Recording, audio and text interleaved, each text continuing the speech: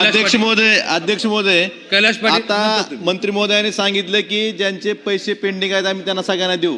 खरं आहे अध्यक्ष महोदय, पण माझा स्पेसिफिक प्रश्न असा आहे की विहिरी एखाद्या सिंचन विहीर केली त्यावेळेस त्यांनी 4 नंबरची मागणी केली, त्यावेळेस तो 4 नंबर अपलोड झाला नाही, मग त्या दिवशी 4 नंबर अपलोड झाला मग त्यांनी विहिरीचं काम थांबवायचं का? त्यांनी विहीर पूर्ण करून घेतली.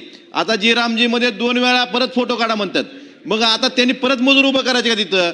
जी कामं पूर्ण झालीत त्यांना या अटीतून वगळणार का तुम्ही?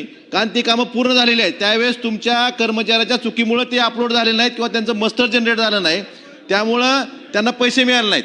हा मूळ प्रश्न आहे की त्या लोकांची कामं पूर्ण झाले त्यांना 2 वेळा फोटो काढण्यापासून तुम्ही वगळणार का? आणि दुसरा महत्त्वाचा प्रश्न, FTO जे करतात कुशलचे, सध्या रोजगार हमी खातं फक्त सार्वजनिक कामं म्हणजे जिथं रस्त्याची कामं आहेत यावरच काम करतं, फक्त वैयक्तिक लाभाच्या ज्या योजना आहेत म्हणजे शेतकऱ्यांच्या विहिरी असतील, फळबागा असतील, घरकुलाची योजना असतील, यासाठी कुणीही कुशलची मागणीच करत नाहीत. हे FTO जात नाहीत त्यात, त्यामुळे 2-2, 4-4 वर्ष पैसे मिळत नाहीत.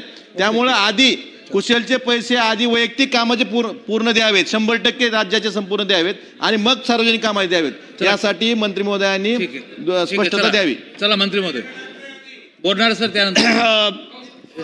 पाटील आपण सांगितलं ते बरोबर आहे, परंतु आम्ही काल ह्याच्यावरती मी सांगितलं मगाशी साधक बाधक चर्चा त्यांचं केलेली आहे.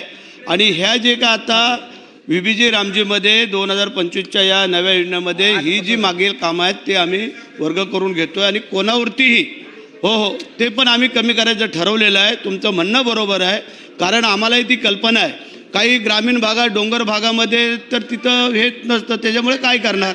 ह्या सगळ्या गोष्टीचा विचार करून आम्ही योग्य मार्ग काढतोय, कारण एक गरीब कष्टकरी शेतकऱ्यांची योजना आहे, त्यासाठी आम्ही ते करतो आणि तुम्हाला सगळ्यांना न्याय देतो, काळजी करायचं कारण. चला बोलणार सर. अध्यक्ष महोदय